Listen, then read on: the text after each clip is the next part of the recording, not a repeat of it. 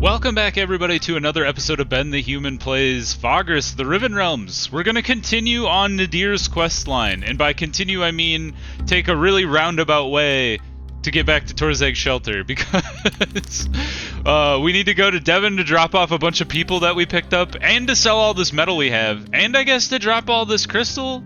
We just have a lot to do. We could... Nah, we don't want to do any of those. I think I looked at those last episode. It's been a couple days since I played Vagrus, so I've forgotten what I was doing. We have plenty of labor. Do we need to rest? Not really. Why don't we just get on the road? Sunrock's fine, but, you know, it's not entirely necessary to take a break there, especially if we could get the movement bonus and get a couple nodes out. Let's pay our dudes now. We've already accrued 5 silvers worth of money. We'll continue along. Ren is healed. I was looking at the other missions we have in our journal right now, and I know we still have Ren's outstanding loyalty mission to go attack the bugs that killed me that one time. That was probably like 10 episodes ago or longer. So we'll... I was thinking we'd tackle Nadir's problem, and then maybe, depending on where she needs me to go to help her out with that, we might try and tackle Ren's loyalty mission again, because I think that one we only had 3 dudes, and now we have 5, and I think they're much higher level than they used to be, so that's cool. Alright, we dropped off our people. Let's drop off the crystal. This one we have to go all the way to Torzeg's for. But we're gonna sell the metal here, I think. Although, what if we take the metal with us all the way to Torzeg's shelter? Would that be good? Does not appear to be good. Or at least not as good as selling it here. So let's sell everything we got. Whoop! 181, cool. We've almost reached the upper echelons of what we've ever achieved, which I think was above 200 at one point. But then we immediately went to the Valley of the Sleepers and lost all our money, so... Easy come, easy go. Sunrock, Larnak, and Lumen are not where we're headed, so we will not take any passengers. We do have a mission to distribute some chitin at Torzeg's shelter. So why don't we go ahead and take that one? It's 19 silver for 2. Oh, you need to go to Torzeg's too. I was like, do I own you? I do not own you. What else do we got? Larnak is not right. Sunrock is the wrong way. Sunrock. Torzeg's. Chitin as well. As long as it's not contraband, I'm more than happy to take it with me. Defend? No thank you. Alright, cool. We gotta go to Arcane first. So Arcane is 6 to 8 days away. And then Torzeg's is another 2 to 3. Let's go fill out our supplies. They're much cheaper here than anywhere else. We have 9 days worth. Let's just buy all the supplies they have. We'll go nuts. And then we have no movement, so we should go to the Manzio and rest up. We already looked at the passengers, that's correct. So let's go ahead and rest. We don't need any stats, we just need vigor to come back, so sleeping in the stable is fine for me. Let's buy the rest of the supplies they have. Oop. 12 days worth is great. Now, what would we like to take with us? We have 1 slot open. Seems like chitin might be the way to go. We could buy it for 3.6 and sell it for 5.3. I think that's what we will do. 1 stack of our own chitin here. We're going to separate it from the chitin that's not ours, just in case I lose my mind or something. We're going to head out of the city. Away we go. And remember, go to Arcane this time. The last time you forgot to go to Arcane, when you were going between Torzeg's shelter and Devon, you got ambushed by some bandits. And some people died. And then you had to write letters home to their family, and it was a whole thing. That last part didn't happen. End the day. I wonder if we shouldn't pop by Ventulium? Because we have some new people. I'm curious. Sure. You robbers. The tax man cometh. Pay you guys. Let's check out Ventulium. I know it's a day out of the way, but we have some new people. Observe up close. Listen. Aha! We have enough savvy now. Okay, so listening to the noise for a while makes you realize there are patterns in the perceived chaos, just very well hidden for most listeners. Yet with a good ear for melody, one can perhaps hear music. There is order to the chaos. You stop dead, and even your heart skips a beat the moment you find the tune, nay, the system of tunes hidden in the cacophony. It cannot be a coincidence. Someone has built this mind-boggling complex stone spire to function as a musical instrument that the winds play with astonishing consistency. Was it a sorcerer with a musical obsession, or a mad god? You cannot help but wonder. Whatever it was, simply standing there listening to the sweet hidden melodies changes something in you, and you will never forget it. Eventually, it is time to leave. Sweet! We got some insight just for listening to the cool Spire. Neat. Alright. Well, that was worth it, for sure. But, what is the best way to get to Arcane? I think it might be to go to the road and then cut across, rather than beelining across the wasteland. Oh no. Ah, this is scary. A roaming undead horde. Could we flee from them? It'd be a 50-50. I think we should stand and fight them. Defend equally. They're coming at me. I think a wall is probably a makeshift barricade is my go-to thing. We're at 71, and then the good old shield wall puts us at 80% for success. So it's a 4 out of 5 chance we do well here.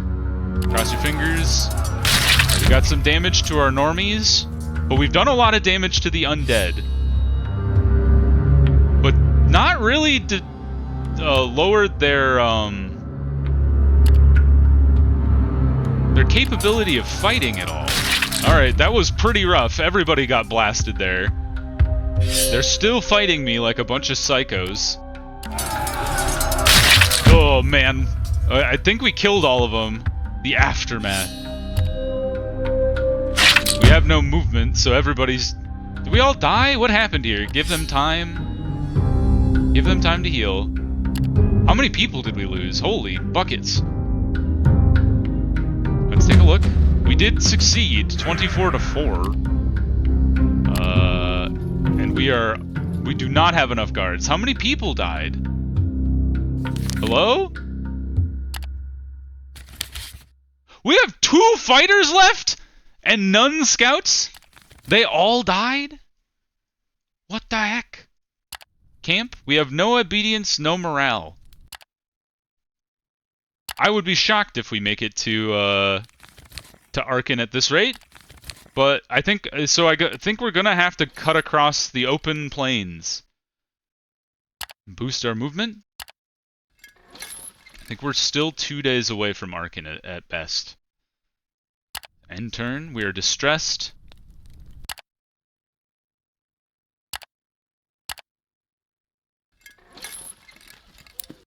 We have turned things around, thankfully. I think, as much as it pains me, we are going to have to force march today. And then, so we're broken. And we're going to force march today as well. Get into the city. Thank God. Alright, this is none of your concern. I don't care. Gorgoro's upset.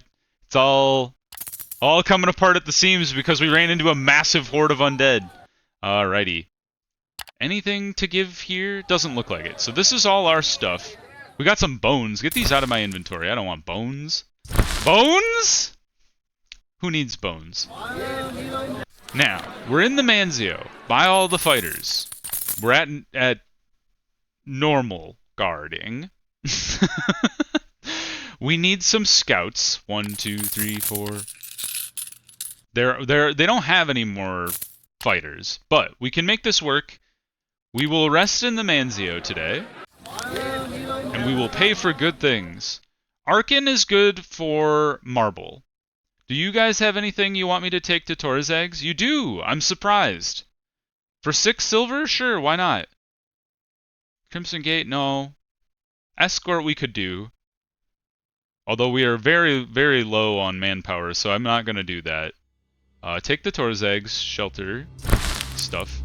Let's reorganize here. Marble, marble. Put you all the way over there. Combine. How much? We have 6 days worth of supplies because we got so many people killed. Sounds about right. Now, cargo is probably just buying marble here. If we buy it for 5.5, how much can we sell marble for in Torzag's? Because that's where we need to go. Ooh, you can actually make a decent amount of money on that. So we will do that. Not the mushroom beer. Marble. Good. And now we will rest. Pay for good stuff. So we get our morale back up and our nutrition up just by happenstance. Cool. Alright. So now we're in a decent-ish place. We have middle... Does this mean we can't, do normal guarding, even? Because we were at red before. Maybe that means, like, we have no guards. We'll just have to move as fast as we possibly can. How far is Torzag's from here? 3 to 5 days. Okay, so let's go ahead and fill out that. We have 6 days worth. Get the last of the marble in here. And then we'll head out into the wasteland. And cross your fingers that this goes well. Whoops. We gotta use our movement to as much as we possibly can. So let's end the day. Ah, I see. So we can post guards at least. I'm guessing it said posting guards wasn't feasible before. But let's sacrifice the vigor. And we can kind of alternate between balancing the vigor and the morale and obedience between the two. Let's pay our dudes. Vigor's still at fresh, so we'll keep that there. Cut across the little bit of the here. Blot out the voices, please. You did. We lost obedience and morale, but which we can't really afford to lose. We succeeded, thankfully, once again. Alright, we will camp in the spires today. Still doing okay. We are distressed.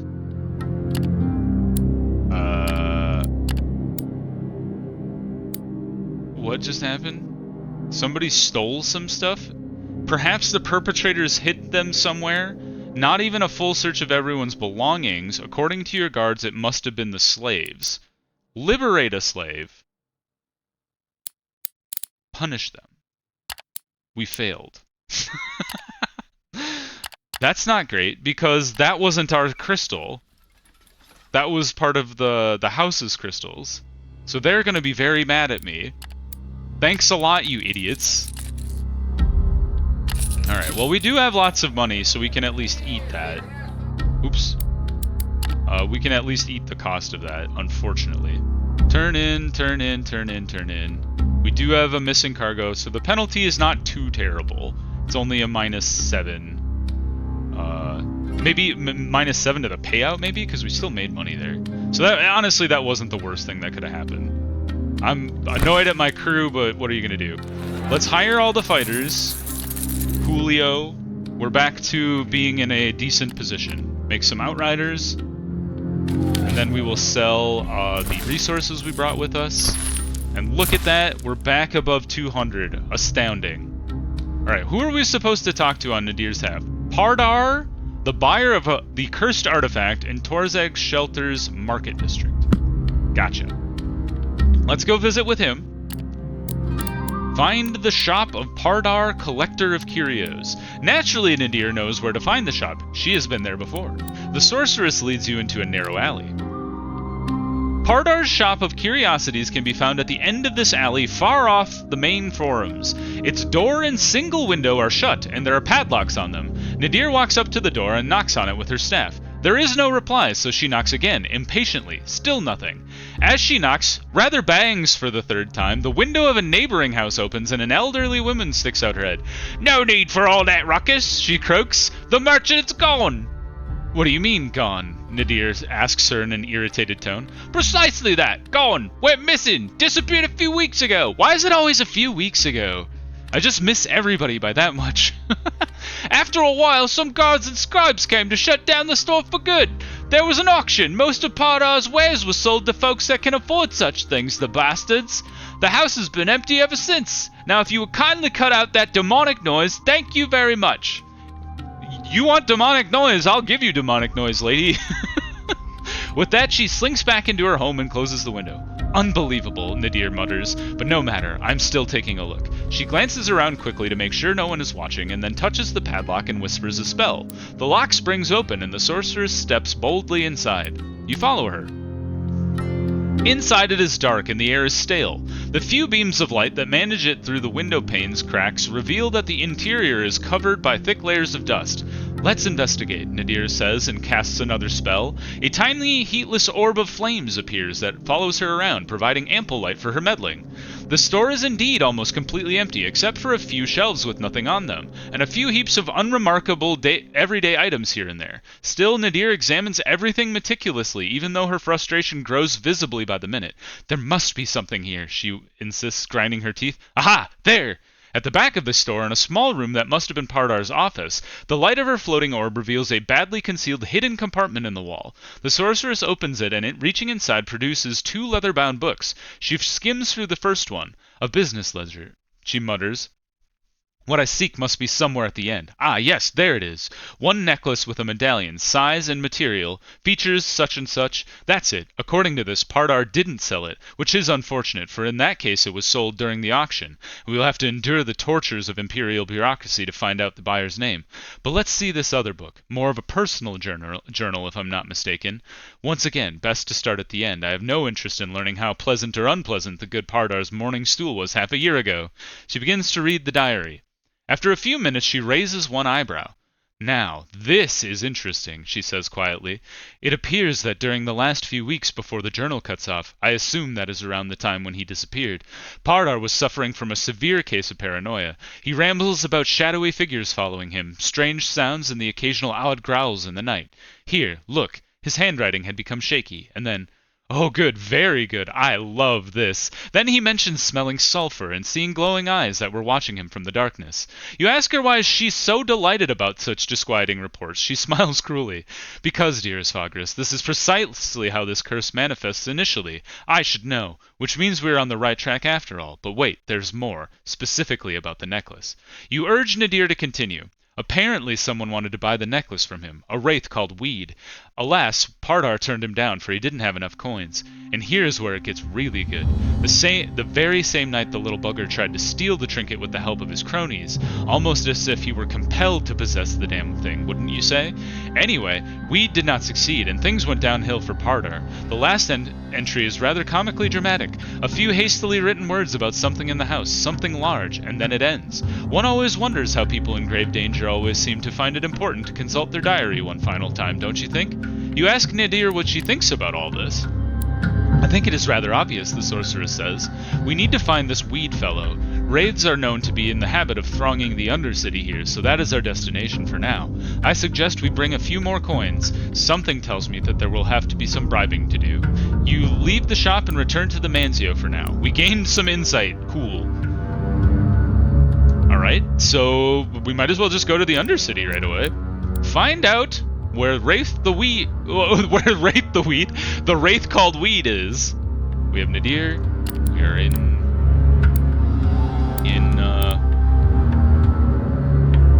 if we had better persuasion, we could persuade them to take less money. I wonder, I'm just gonna take a look here.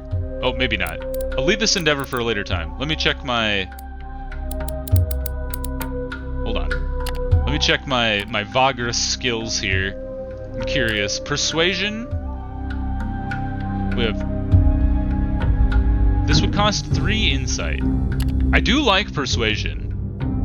And maybe some charismatic to boot. That uses all our insight, but it is what it is. Maybe, let's see if that saved me any money. Back to the Undercity, the Wraith... Aha! It did! Heck yeah, money well spent. Cool. It instead of 3 silver, we now pay 6 bronze. Neat. Alright, you start to stroll around, addressing the few Wraiths who do not hurry away as soon as you start to approach them. Even these are mistrusting and inimical. Inimical? I don't know what that word means. No surprise there. Nadir was wise when suggesting to bring a lot of coins, and since you have no rotting meat on you, these will have to suffice to loosen their tongues. They eat rotting meat? Alright.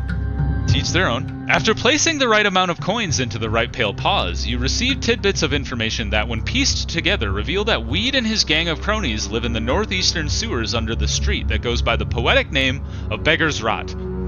Sewers. Nadir frowns with disdain. I had hopes that such a venture could be avoided, but such is our luck, it would appear. I hate to admit, but we must descend there if we want to learn the fate of the necklace. It seems it indeed cannot be helped.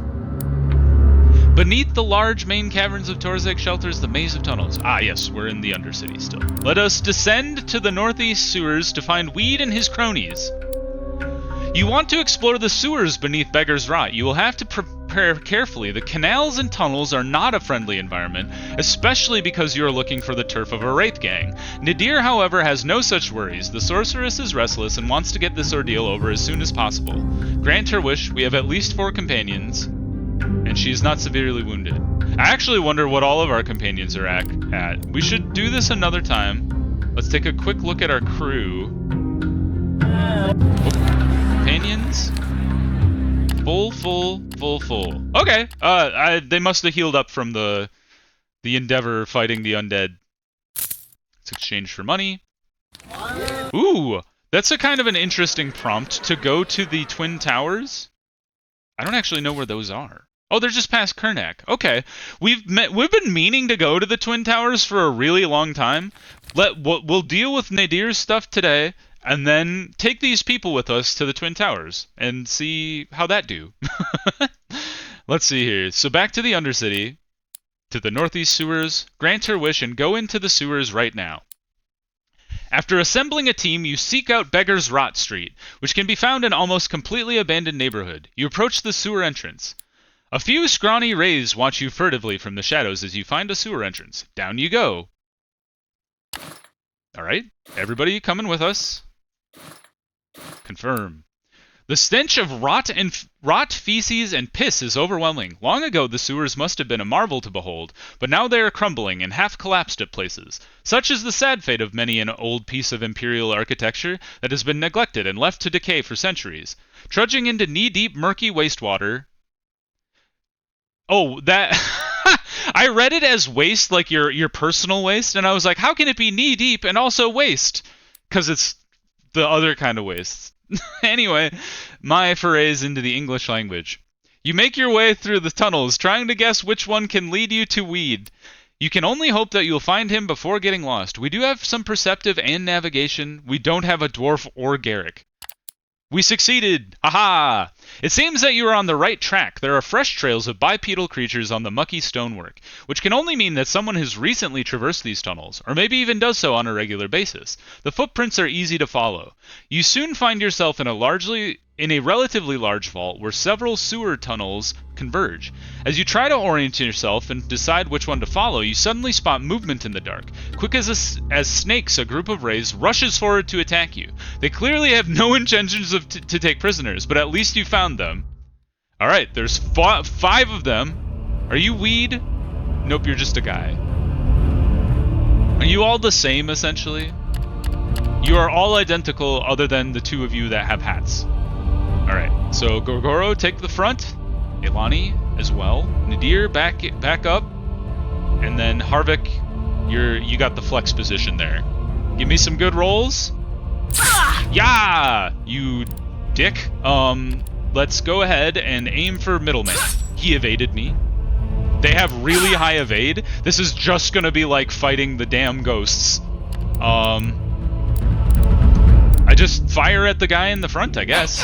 For 2. For 3. Good job. Dodge, please. Nope. Dodge, please. Okay, Harvik's up. Jump forward, and stab the front man. Good job. Hit for 4. Well done. Do you have armor? You don't. So, I wonder if it's better to do... Well, it's got less accuracy, and they have really high evade. So, good hit, good hit. I'll take it. And then we're gonna burn you, because this should work because they move a lot. And caltrops might be the way to go as well. But I think we're gonna just focus fire everybody in the front and the middle if we can. He's evaded. I don't know how that thing works. It doesn't seem to work the way I think it works. Good job dodging. Gorgoro, go ahead and hit middleman again. For 5, well done. Harvik, try to bleed this dude. Yes, 1 down. 4 to go. And this guy's really wounded, so maybe we can hit him with Nadir? Dang it. Maybe we can not hit him with Eilani. Evaded, unfortunate. I have no idea how this works. I clearly need to read it better. Did somebody die? Did somebody bleed to death or flee? Did you get sucked into a demon portal? I'm not sure what happened there. Try to trap this guy at the back. Good job. He doesn't have evade anymore, I don't think, because he's immobilized. So we should have Harvik throw a dagger at him. And back up. Good job. He's moving. Gorgoro, hit this dude. Yes! 2 to go. Ren, target this guy. I don't know if that really helps, but it's something. Jumped forward and stabbed me. Nadir. Let's read. What does this actually do? Places an unseen rune on the ground that scorches enemies that steps on them. Maybe it does hurt them and it just doesn't like make a big to-do about it. Let's pay attention the next time somebody gets on there and see what their health is at. 7, 11. Good hit, good hit. If he jumps... Well, darn. I was going to say if he jumps forward, he's dead. Well, we killed him anyway. Good job, team. Ren, go ahead and throw down some... Well, actually, go ahead and target him. That seems to have helped with the other guy. He's moved back. Gorgoro, stab this dude. Did not work. Harvik, please? Come on, guys. You're killing me here. You're really killing me here, you guys. It's unfortunate because Eilani cannot reach him there. So go ahead and guard the middle row. See if we can't lure him into the middle row. He didn't evade that time, surprisingly. Ren, build up your movement. Or not your movement, your action, so you can at least hit somebody. This guy's just bouncing around like a madman. Alright, we've bled him. Well done. Oh, and you're ended. Suck it. Haha. Victory! You slay the wraiths, but you only have a few seconds to catch your breath, which is not a pleasant thing to do down here, before new ones emerge from the tunnels. A whole swarm, it seems. They do not attack, however, seeing you amidst a pile of their dead kind, but you are surrounded and hopelessly outnumbered. Many of the wretches snigger, or bare their pointed teeth, or simply eye you hungrily. Behind their ranks, you spot a wraith wearing a primitive mask made of a burlap sack and pieces of bone. His black eyes gleam with a murderous light. "Why have you come to Weed's lair?" he hisses. "Surely to die?" You are still thinking about an answer when Nadir suddenly reaches down, and before anyone can react, she has grabbed one of the wraiths from the first wave, holding it hostage with her quarterstaff pressed against his sinewy neck. It appears that the wretch was playing dead. The staff glows faintly, and the wraith shrieks in terror. It does not escape your attention that Weed takes an involuntary step forward, but then he just shrugs. Nice try, bud." "What of it?" he says indifferently. Perhaps too indifferently. "We are many." "Perhaps," Nadir's smile is cruel as ever, "but are you so careless to let your lover die?" The Ray's leader lets out a scream of anger, and you glare at the sorceress in disbelief. She is apparently right, but how did she know? Sorcery, for sure. Nadir gives you a mischievous look as if to say, "I have many talents." Suddenly, Weed is not so confident anymore. "Lower your weapons," he commands his cronies, and they obey. He then turns to your group. "Now tell me what you want." "We happen to know there was a necklace you tried to steal from the merchant Pardar." Nadir tells him. Tell me everything you know about it, and do not dare lie to me. I will know, as I have known this ugly little bird here is your concubine. To give gravity to her words, she strengthens the grip on the hostage's neck. The wraith winces in pain. Don't hurt her, Weed says hastily. I will tell you what I know. Nadir raises her eyebrow, showing that she is listening. I saw that trinket when I went to Pardar, peddling some of my wares, the wraith begins. I wanted to have it as soon as I laid my eyes upon it. I just needed to have it. I coveted it.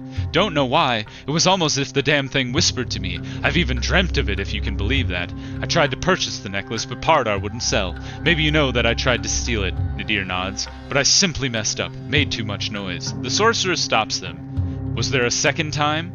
No, Weed admits, but I planned it. The thought to possess the trinket wouldn't leave me alone, but while scheming my next attempt, I learned that Pardar had sold the necklace to a Kalrish chieftain. Dai Korvas is his name, I believe. That's all I know, I swear, and I assure you, the urge to get the amulet is long gone. Now will you let Bria go? You wonder why Pardar never mentioned it in his papers that he had sold the necklace. So Bria is her name, Nadir asks Weed. I do not think we shall let her go. Not right now. We need to make it out of here without you ordering your lackeys to slaughter us. Do stay put. Then she begins to slowly back away, dragging Bria along with her. Weed watches helplessly with rage, but does not make a move. Now that the wraiths are not following you, the group tracks back the way you came, and it is only a matter of time until you find a sewer entrance. Bria writhes and squirms in Nadir's merciless grasp. Can I go now? She whimpers. Please, you're safe now. Oh, Nadir. Nadir eyes her with a predatory smile. I say we kill her, Vagrus, she says in a voice cold as ice, just to teach that filth a lesson. The wraith's eyes widen in terror. No, I beg you, please, she cries. No, like, if anything, we just piss off all the wraiths in the colony. We lost some loyalty, gained some loyalty, it's fine. Nadir has really high loyalty with us anyway, because we gained loyalty every time we fought the demons. Nadir is none too happy about your decision, but knows better than to disobey her Vagrus. Reluctantly, she releases Bria. Thank you, the small creature gabbles and then disappears into the sewer's shadows. Nadir shakes her head disapprovingly. That was a mistake, she declares. One should never allow enemies to survive while having the upper hand. Anyhow, we're looking for some Kalrish warlord. What was his name? Dai Korvas? Those vagabonds have a corner of their own in the market district, and so that must be our next destination. You leave Beggar's Rot? We have gained insight? Cool! Well, let's pause the episode there. We have a new mission. This has all been in one day in Torzeg Shelter. This is wild. If you enjoyed the video, click the like button. It helps me out a lot. If you want to see more Vagrus the Riven Realms, subscribe to my channel. That also helps out a lot. But until next time, everybody, I hope you have a good one, and I'll see you in the next video. Bye-bye, everybody!